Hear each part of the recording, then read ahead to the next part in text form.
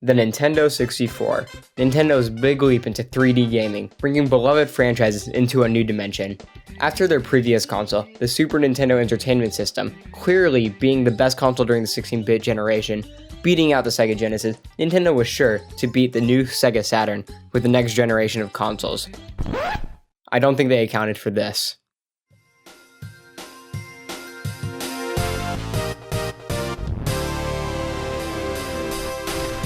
The Nintendo 64. Now where do I begin? This will do.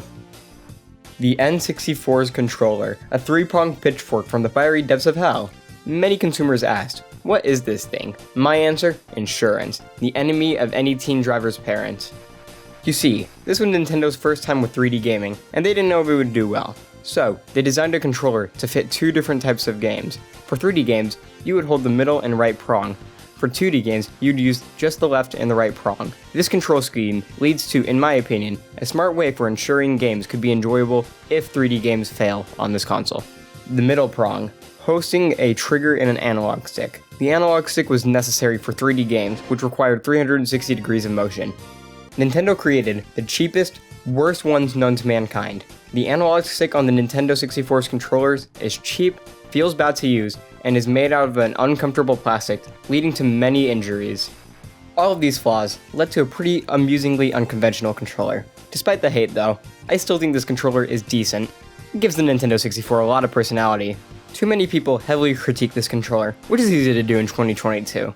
But in 1996, Nintendo didn't know how to control 3D games. The classic shape of the 3D controller came about the release of the PlayStation DualShock controller, which came out after the Nintendo 64. So, for the time, I don't get the hate. This controller pioneered the control scheme for many legendary games that were soon to come.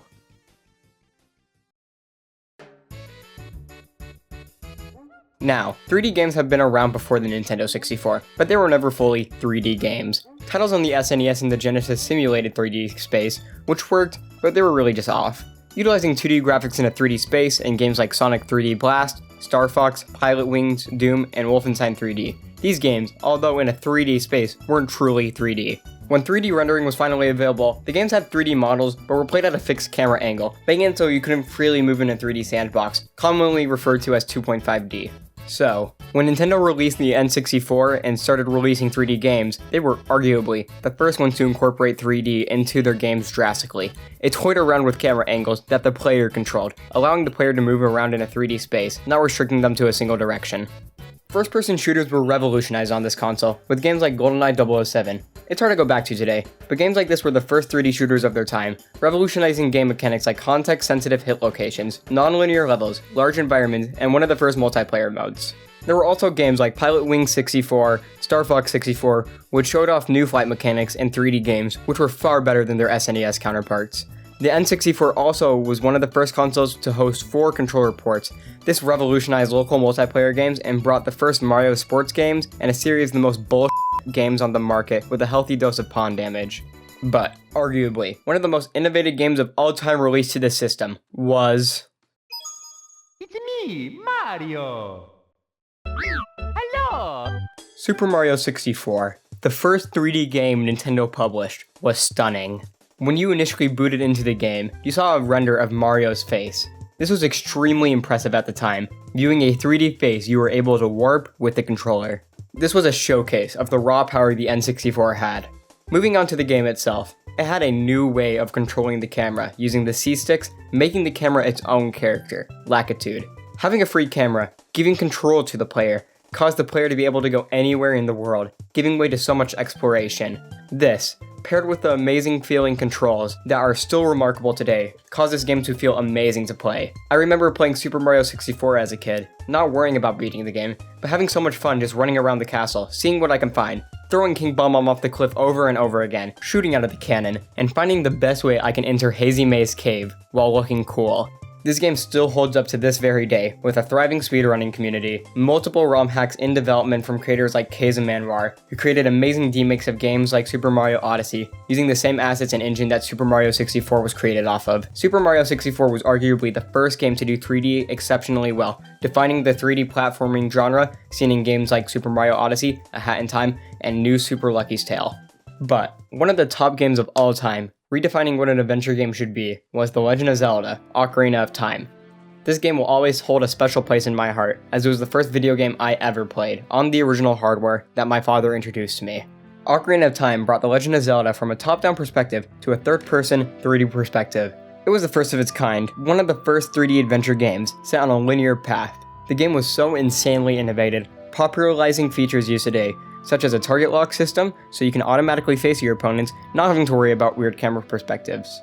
It incorporated the first instances of context-sensitive controls. This gave different inputs during the situation. For example, an input to pick up a rock while you're standing next to a rock, or a button to talk to an NPC while standing next to said NPC. You see this in almost every single game known to man, but one of the best things to come out of Ocarina of Time is its soundtrack.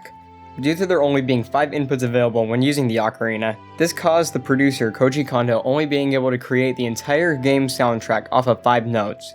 Strategically using the D minor 6 scale, he created one of the gaming's most beloved soundtracks. The music, being a huge part of this game, has an effect on the in-game world, causing the music to be much more special, defining this game as an artistic masterpiece. This game still holds up today, and I will gladly go back and play it over and over again. Well, with all these amazing games, and Nintendo already being a household name, surely the Nintendo 64 would be successful, right? Let me give you all a history lesson on an oopsie Nintendo did, which led to the creation of their greatest competitor.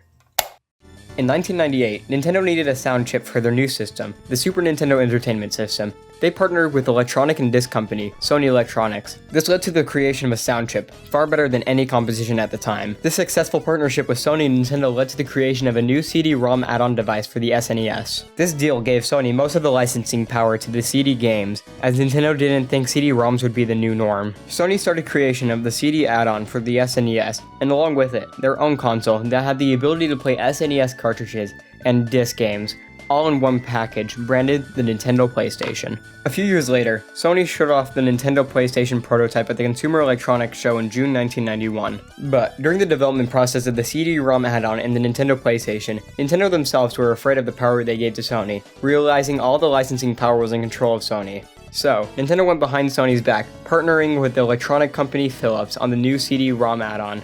They announced their partnership at the Consumer Electronics Show the day after Sony announced the Nintendo PlayStation, completely embarrassing Sony. After a lot of legal battles and lawsuits, Sony stopped working on the Nintendo PlayStation and the CD-ROM add-on for the SNES.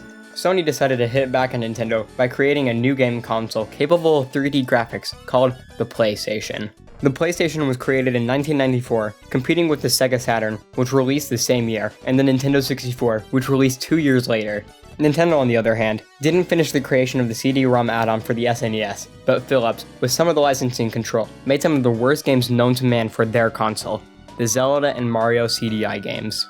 So, in short, Nintendo created one of their biggest rivals, who they've consistently lost to time and time again, but they saved a few dollars by not releasing the CD add-on with Sony. I'm sure that was well worth it. Nintendo messed up, but they wouldn't do that again. Right? The hell were they thinking? Nintendo previously used cartridges for all of its consoles. It made sense back in those years. It was the technology that suited gaming the best. Despite this, the CD era of video games was inbound, with the Genesis CD add-on. Followed with that were the Sega Saturn and the Sony PlayStation, both being completely disc systems, releasing in 1994. Nintendo's first 3D console, the Nintendo 64 releasing 2 years later, was sure to follow the new, better disc system that the other consoles adopted, right? No! Taking a look at the PlayStation's disc, they were able to fit 616 megabytes of storage on them, and they were cheap to produce. Looking at the Nintendo 64, the largest cartridge type was 64 megabytes, and those ones were super expensive to produce. A lot of the games that PlayStation had would just never work on the N64. Some of the games that were ported from one system to the other had to be massively stripped down and condensed to work on the 64. So, if you're a third-party developer, are you going to develop for a well-established console that's been around for 2 years, already has a good install base, and can have games that can reach up to 666 megabytes, or are you going to have fun with this piece of shit? Many developers went for the PlayStation side, as it was a safe, easy bet. It just made sense. Despite PlayStation games development being far superior to the N64, that didn't mean that the N64 were small or bad. Nintendo made amazing games, previously stated, that were fully fleshed out adventures for their system. And there was one third-party development company that learned the Nintendo 64 inside and out and made some of the best games ever created on the system, Rareware. Rareware was one of the few third-party developers for the Nintendo 64, which mastered the use of the 64-bit system. Rareware already worked with Nintendo for a few games for them, like Donkey Kong Country for the SNES.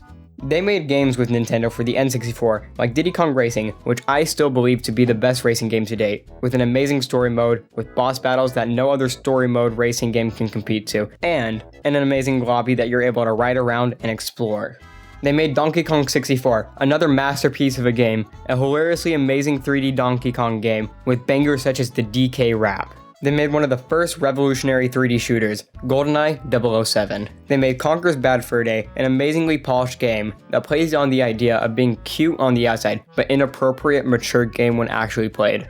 Rareware also developed a set of the best 3D platforms on the console, Banjo-Tooie and Banjo-Kazooie, an amazing game franchise to this date that had a humorous story with beautiful character designs and was an amazing game for the N64. This franchise is still beloved today, with entries into games like Super Smash Bros. Ultimate, despite Rareware ownership going to Microsoft after the N64 lifetime expired. At the end of its life, the Nintendo 64 had just shy of 33 million consoles sold, far less than the 102 million PlayStations sold during its lifetime. Nintendo losing out to Sony was due to a lack of third-party support, causing frequent content droughts. In this generation of console wars, PlayStation won, with overwhelming consumer and critic support. But, despite all of these droughts, when a Nintendo 64 game did release, it was big, and it was quality. Super Mario 64, Ocarina of Time, GoldenEye, Banjo-Kazooie, Star Fox 64, and Mario Party. All of these games were trendsetters, revolutionizing control, game design, and how 3D games should be handled. It might not be the best performing console, but it gave identity to all 3D games, and being a trendsetter, paving a path for all to follow. Despite how the system was a failure compared to the other consoles, it was pretty revolutionary in launching Nintendo and gaming as a whole into the 3D age.